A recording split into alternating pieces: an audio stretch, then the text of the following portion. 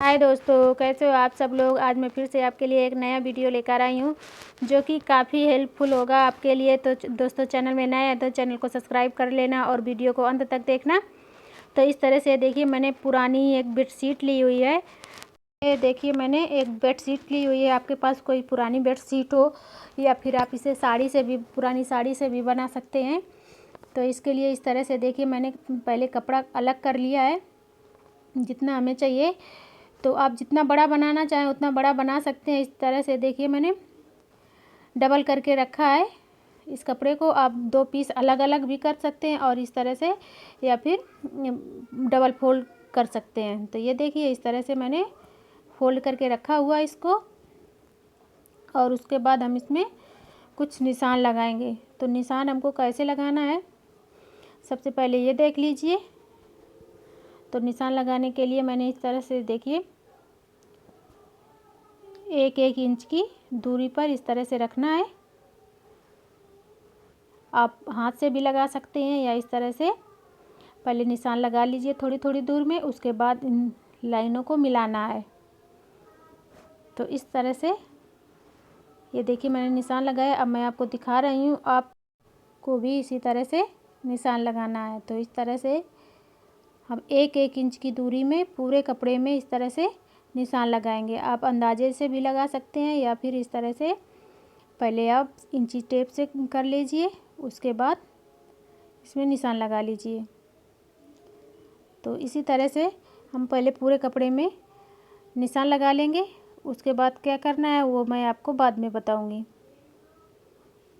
आप इस तरह से अगर सीधी लाइनें नहीं बना पा रहे हैं तो आप जो स्केल होती है उससे इस तरह से बना सकते हैं। तो इस तरह से आसानी होगी, थोड़ी जल्दी भी हो जाएगा और हमारी लाइनें सीधी बनेंगी। तो इस तरह से हम पूरे में लाइनें लगा लेंगे और उसके बाद हमको सिलाई लगानी है। तो सिलाई कैसे लगानी है वो भी मैं आपको बता देती हूँ। तो ये देखिए, इस तरह से मैं पहले, ये देखिए इस तरह से हमको लाइनें जहाँ जहाँ हमने लाइनें खींची थी उसी पे हमने सिलाई लगा लिया है। सीधी सीधी सिलाई लगा लेनी है। और हमने दो साइड से ये कपड़ा खुला रखा है। तो ये देखिए, ऊपर से भी खुला है और ये नीचे से भी। तो इस तरह से खुला रखना है। तो ये दोनों साइड से खुला है और हमने लंबी लंबी सिलाई लगाई है। तो आपके पास कोई भी पुराना दुपट्टा या साड़ी हो, उसकी इस तरह से 10 इंच की पट्टी काट लीजिए और इस तरह से फोल्ड करना है पट्टी की तरह ही। और उसके बाद हमको एक सेफ्टी पिन लेना है और सेफ्टी पिन की मदद से ही ये पूरा काम आसानी से हो जाएगा। तो इस तरह से लगाना है हमको। अब हमने जहाँ सिलाई लगाई है वो मैं आपको बता रही हूँ। तो इस तरह से हमको सेफ्टी पिन डालना है और जैसे हम इलास्टिक वगैरह डालते हैं ना, या नाड़ा वगैरह डालते हैं, बस उसी तरह से हमको इस तरह से डालना है और इस तरह से खींचते जाना है। सेफ्टी पिन दूसरी साइड से निकाल देना है। तो इस तरह से डालने में बड़ी आसानी से चला भी जाएगा और ये बहुत ही जल्दी बनकर तैयार भी हो जाता है। तो इस तरह से ये देखिए, और कितना निकालना है वो भी मैं आपको बता दे रही हूँ कि ये देखिए, इस तरह से पूरा हम डालेंगे और ये दोनों साइड से 1 या 1.5 इंच की पट्टियाँ इस तरह से निकली हुई रहनी चाहिए। पूरी हमको कट नहीं करना है। तो इस तरह से 1 या 1.5 इंच इस तरह से काट दें। उसके बाद हम जो दूसरी लाइन है उसमें सिलाई लगाएंगे। इस तरह से अपना सेफ्टी पिन खोल लेंगे और दूसरी पट्टी तैयार करेंगे और उसमें फिर से इस तरह से हम डालेंगे। तो इसको बनाना बहुत ही आसान है दोस्तों। हम अक्सर इस तरह की छोटी छोटी चीज़ें बाहर से ख़रीद कर लाते हैं तो बहुत ही महंगी मिलती है। तो इस तरह से ये देखिए, एक डिजाइन बनती चली जाएगी। और ये इस तरह से, ये साड़ी का कपड़ा हमने लिया है, साड़ी या दुपट्टा कोई भी पुरानी बेडशीट हो, इस तरह से डालिए और ये एकदम से सॉफ्ट भी बनेगा। तो इस तरह से ये देखिए डालना है। तो ये देखिए, मैंने आपको 2 डाल कर दिखा दिए। इसी तरह से हम पूरे में साड़ियों को फिल करेंगे। तो इस किनारे से अच्छे से सेट करते जाइए और उसके बाद इस तरह से पूरे में डाल लेना है। तो मैं अब आपको पूरे में डाल लेती हूँ, उसके बाद दिखाती हूँ कि ये किस तरह से तैयार होगा। तो ये देखिए मैंने पूरे में डाल लिया है, ये कुछ इस तरह से बनकर तैयार हुआ है। और उसके बाद हमको करना क्या है, तो हमको इस तरह से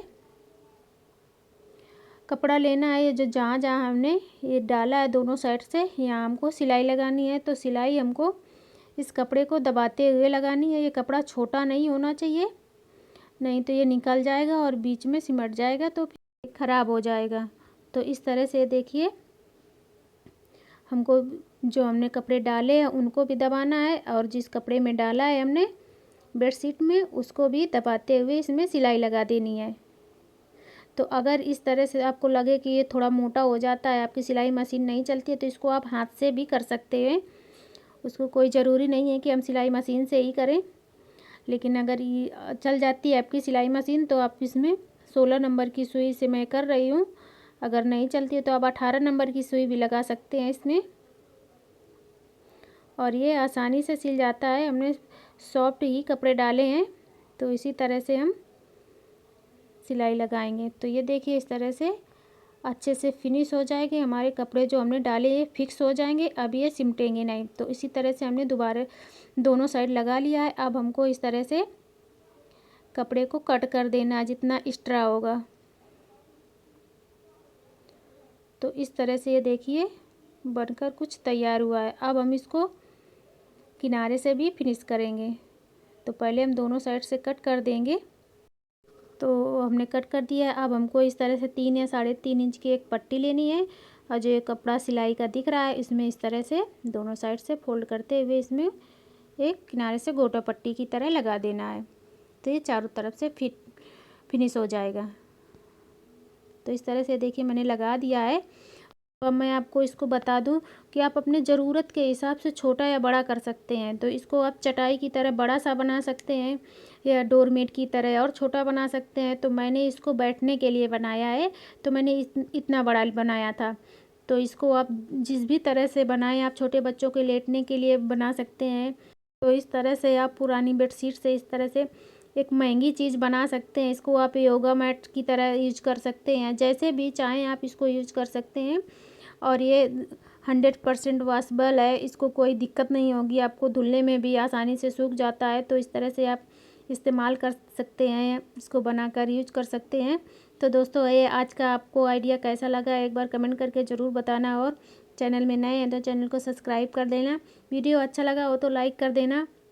और मैं इस तरह से काफ़ी हेल्पफुल चीज़ें लेकर आती रहती हूँ जो पुरानी चीज़ों का इस्तेमाल करके बनाई जाती हैं। तो दोस्तों आपने वीडियो को अंत तक देखा, इसके लिए आपको थैंक यू, और मिलती हूँ कल एक नए वीडियो में। तब तक के लिए थैंक यू।